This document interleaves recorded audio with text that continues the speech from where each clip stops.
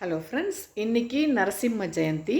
இந்த நரசிம்ம ஜெயந்தியில் நம்ம கடவுளுக்கு தீபம் ஏற்றி அபிஷேகம் பண்ணி நரசிம்மனை கும்பிட்டா நமக்கு நல்லது நடக்குங்க.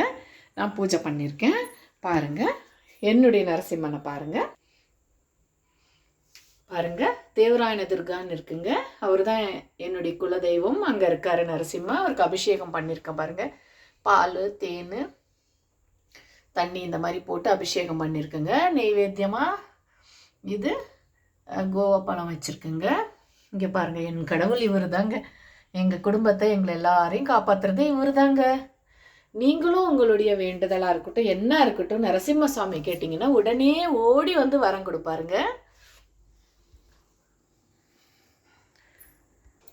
பாருங்கள், நானும் எங்கள் வீட்டுக்காரும் நாங்கள் இன்றைக்கி ஆரோக்கியமாக இருக்கோன்னு சொன்னால் எங்கள் குலதெய்வம் தான் காரணங்க. நீங்களும் நரசிம்மசாமி நம்புங்க. அவரு பார்க்குறதுக்கு கோவக்காரர் மாதிரி இருப்பார், ஆனால் ரொம்ப நல்லவர். கோபம் இருக்கிற இடத்துல தாங்க குணம் இருக்கும். அதனால் என் கடவுளை நீங்கள் நம்புங்க.